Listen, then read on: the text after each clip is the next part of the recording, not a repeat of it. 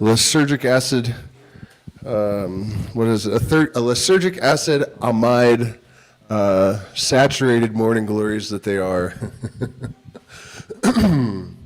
Okay, so we are in the second part of this series where we were talking about shamanism. And in this particular segment, we're going to talk about shamanism in a modern context.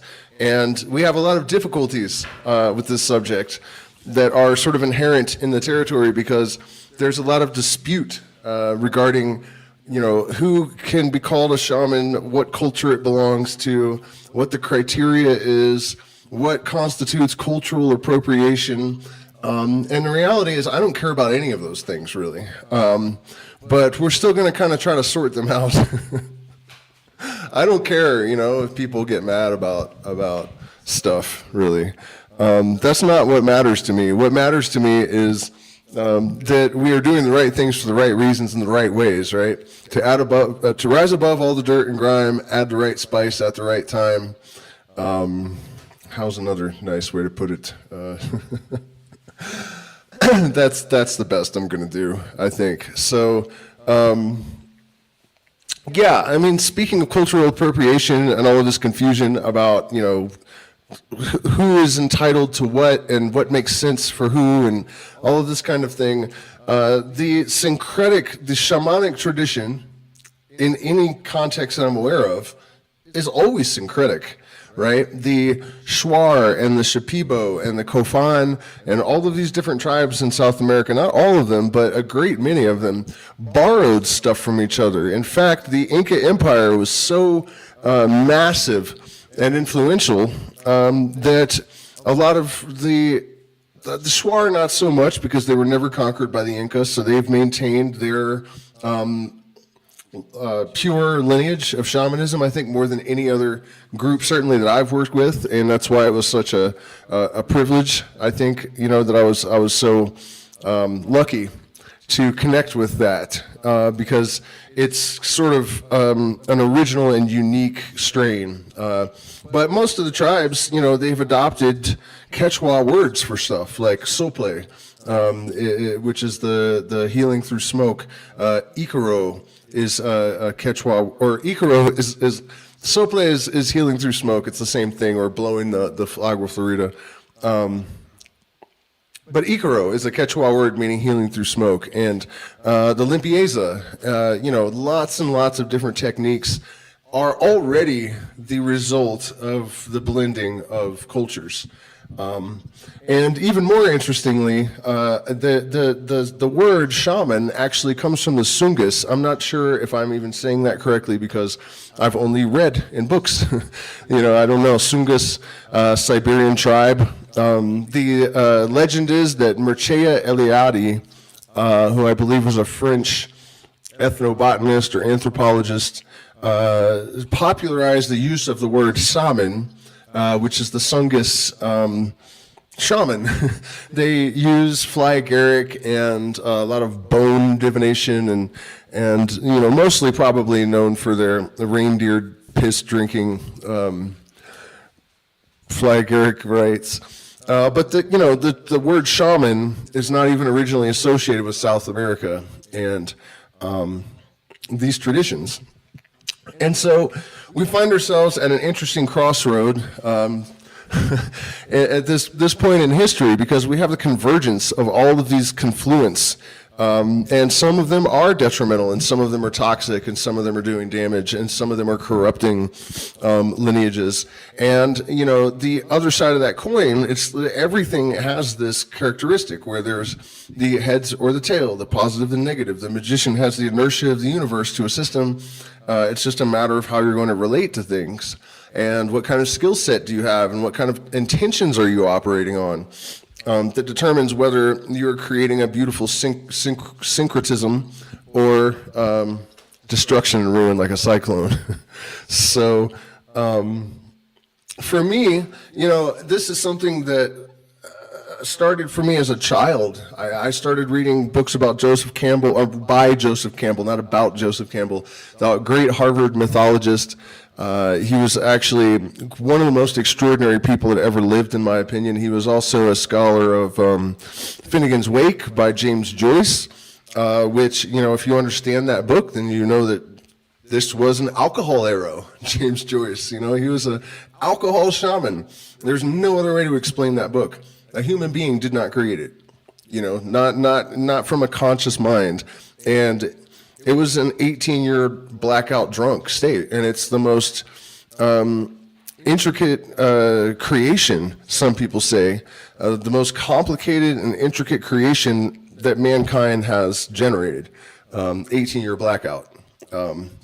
Speaking of the varieties of, shaman, but yeah, I started reading Joseph Campbell, his books about the mysteries, which are another shamanic tradition, really originating from Babylonian Syria and probably using Syrian rue and acacia. I do not agree with Hoffman's assertion that it was a Flaggeric beer. But yeah, studying all of this kind of stuff, all these different traditions over the years, and I've gotten some criticism in recent years because I do not adhere to any one lineage. I am not indigenous, and I don't think that that's relevant even. I'm sorry, I should go back and stop my 10-year-old self from learning about all these different mystical and, you know what I mean? I don't buy into all that. And maybe I'm too fixated on this at the moment, but, I see a lot of this kind of stuff all around all the time. We live very close to a place called Pisac, Peru, which is probably the capital of phony, new agey, neo-hippie, corny, unbearably cheesy, ridiculous, over-the-top, commercialized spirituality. It's one of the most ridiculous places on earth in that regard. It's a really cool town. I totally would recommend visiting. The Tare women have these big, beautiful hats that look like a DMT hallucination, the pattern on top. They always have baby alpacas they're carrying around, and you can pet them, and they're very soft and sweet. And you can buy DMT in stores and mushrooms in stores, and, it's a remarkable place. But somebody lost their dog the other day, and, just for example, the post that they wrote was like, "Blessings, brothers of love and light, blessings and blessings, and our star dog walking on clouds of stardust has," and it was, that's how people are. And they're extremely judgy, if you're not like that. So I apologize if I'm fixated on this, but, it's just an annoyingly ubiquitous kind of circumstance, I guess. And so what do we do, I guess, is the answer, And for me, what that is that we learn as much about the disciplines of science, even if it's not a profoundly deep understanding, to at least stay abreast of developments in neuroscience, physics, psychology, different forms of therapy, all of this kind of stuff, because the shaman is really operating fundamentally and primarily from the realm of mind, from my point of view. And so, that is one angle. And then when we do learn from the Greek mysteries, we know where these things came from. We understand the influence, we preserve the knowledge, we know what we have derived from Pythagoras. And, we know that Pythagoras went to Egypt. And from, before Pythagoras, the mysteries came from Syria and Babylonia. And, we preserve the knowledge of the origin and the influence, where these things came from. When I am practicing an ayahuasca ceremony, even though in my daily life I'm not completely convinced of the existence of spirits, as soon as the medicine is working, the spirits are real. And it's not an act. It is compartmentalization, But all of the techniques that I have been taught by Shuar, Kofan, Quichua, Quechua, all of these different traditions and lineages, I know where they came from. I know why they exist. So we when we engage in this kind of syncretism, although I don't feel like it's an appropriate cultural appropriation or any of this stuff, it is important to preserve the knowledge of the origins of these things. And since we're kind of talking about shamanism in a modern context, there are a few recent scientific developments that I would like to share.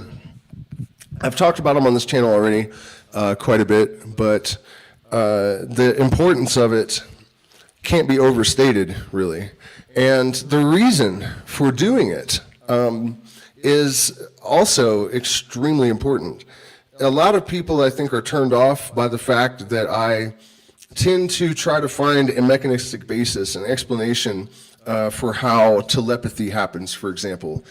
That I am always looking for a way to correlate these transcendental experiences, these preternatural or almost supernatural experiences with, the causal universe that we live in. I don't think that's a mistake at all. I think there are levels of why that makes sense. None of these systems are perfect, or they wouldn't exist. They would have transcended space and time or something. We are here to pick up the torch dropped by the ancestors or passed to us, if we're that lucky, and carry it on and improve and, expand upon things. These traditions and the necessity of preserving them does not mean that we shouldn't be expanding and enhancing and, building greater structures. A foundation must be, how great must your foundation be in order for your apex to pass the stars, when you're building your pyramid. And so, I don't think it's a mistake at all. I think everything that happens in the universe has some kind of way to play out, and it's really important, partly because the universe, the human race is clearly losing its mind. And these transcendental states, no matter how they're accessed, that are associated with every different form of shamanism on the planet, are the antidote to this lunacy.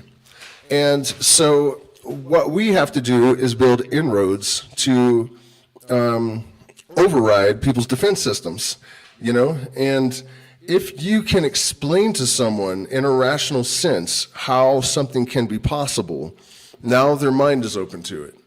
It is such a powerful tool. And, for decades, I have, if intermittently, experienced telepathy, precognition, all sorts of things that fall under the header of that's not real categorization in the Muggle Matrix mind paradigm, right? But over the last, say, 15 years, we have proved conclusively neurons are not capable or not necessary for cognition, right? You do not need a brain to think. There are humans with no brain. One of them has 5% of his gray matter, and he is a math whiz.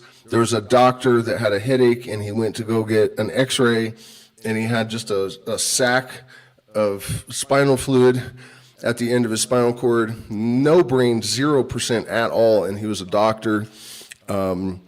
Slime molds, out engineering human engineers, solving complex problems. We have the Mimosa pudica that has memory. The Venus flytrap, by the way, for all you vegans out there, the most intelligent and evolved plant on the planet is a meat eater itself. So that whole superiority complex, trying to help you dissolve that, because obviously debunked by plants. Love that one. So, plants, no neurons, single-celled organisms, engineering things. And then even more recently, we have had developments that suggest that consciousness may indeed be extracted from light after all. We have observed a superneutrino star, which is a star that's only 115 yards wide, or the diameter is small. I don't remember if it's the circumference or diameter that's only 125, 115 yards, very small. But it's so dense that a spoonful of it weighs as much as Mount Everest. And when they collide, gold sprays all over the universe. This is probably where most of the gold in the universe came from. We have all of these ancient cultures that believed that gold was crystallized consciousness. The Inca called it the sweat of Inti, the sweat of the sun. Clearly they knew. And then also the alchemists had the same association. And now we have observed microtubules slurping up light into the brain, suggesting that it could be the alchemical process that our brain is extracting light. Certainly is absorbing it through these microtubules. What else do we got? Oh, and an entanglement generating consciousness. This is like a leading possibility now, that entangled biphoton pair is created by neurons, not created by neurons, but they are emitted. Emitted would be a better way to put it. And so entanglement of smaller particles, biphotons that are the product of other particles breaking down, that were entangled with other stuff. Now we have two things happening. And then also Hammeroff, the anesthesiologist, discovering that anesthetics like ketamine work at the level of the electron, it's not chemical. They're not turning your brain off chemically. They reverse the spin of electrons. And so now we have this, never mind Michael Levin and all that, electromagnetic field work, but we have a physical basis, a mechanistic basis for understanding how there could be a unified field of consciousness. And it opens the doors to a tremendous number of possibilities. And on top of the fact that this gives us ammunition to engage the muggles and try to snap them out of their coma, it also, I think, helps us to effectively engage in these processes ourselves. For me, when I am facilitating an ayahuasca ceremony, I experience these entities and I communicate with them, regular conversations, but really I kind of see it as electromagnetic energy and mind. I am not, so convinced that it's actually spirits. I don't see any reason for it to be, and it certainly hasn't inhibited my ability to function, to think of it this way. But the point is that I think that the way that our consciousness is able to interface with energy in the external environment can be best understood as electromagnetic. That literally is what it is. And so having a conscious awareness of how all of these things work is going to, it's like instructing the body, instructing the mind, instructing the consciousness on how to engage with this field in a way that you can cause change to occur in conformity with your will, right? So,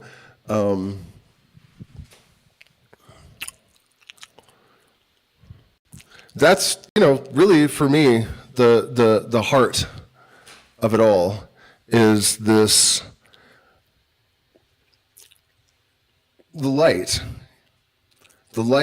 and the electromagnetic field.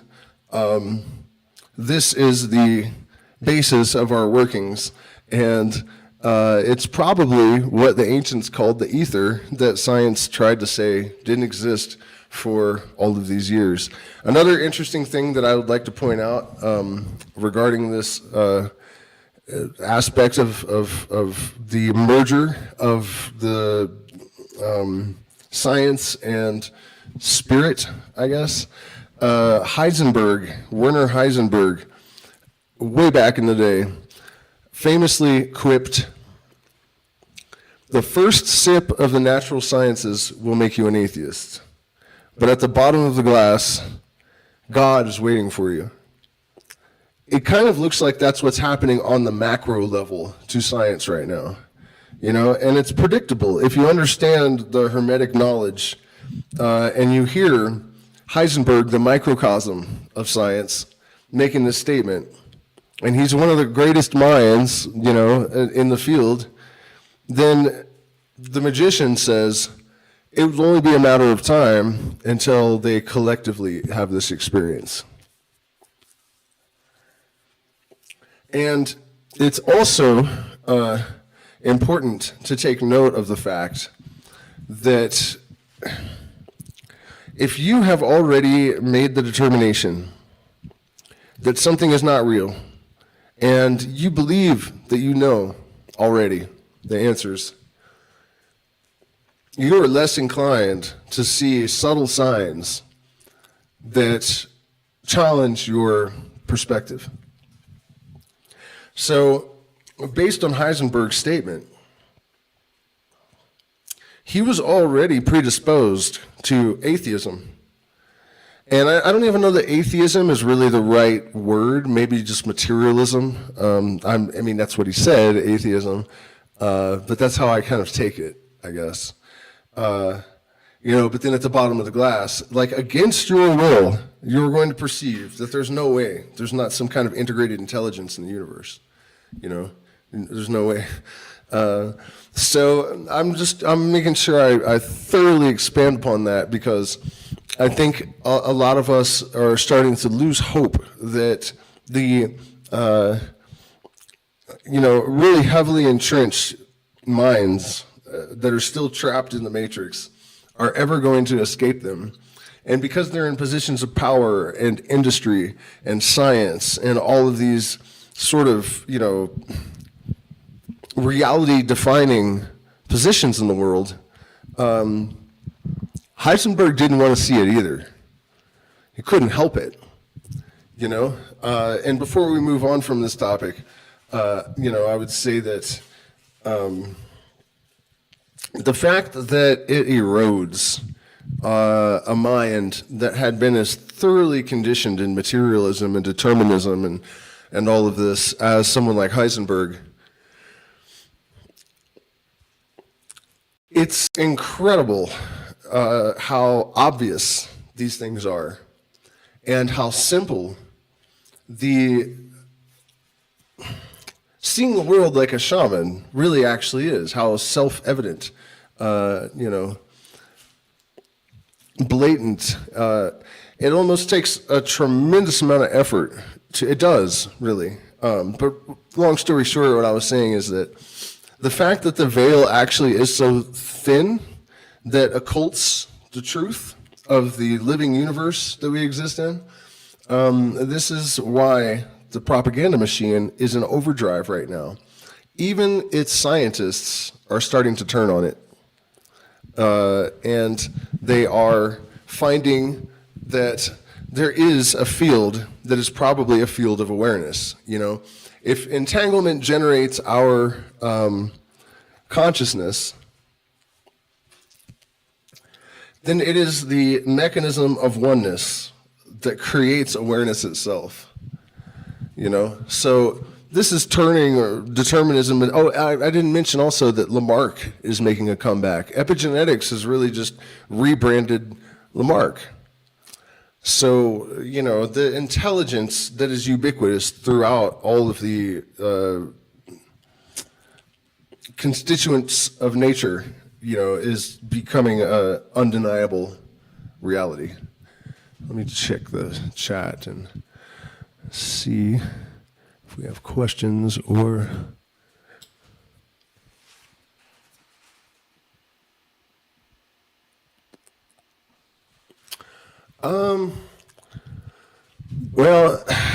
Someone is asking how to escape the matrix, or if we can manipulate the matrix in our favor.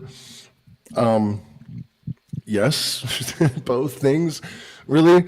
And that brings me to something I probably should have opened the stream with, because I feel like I kind of went off on a lot of tangents that weren't as concise as I had planned. But, what is your objective? What is the objective of a shaman or a magician in the modern context? And really, I probably should have titled this, the modern magician, masterclass, because that's really more along the lines of how I think of it. Although it's the same thing. It's really just different titles for the same thing.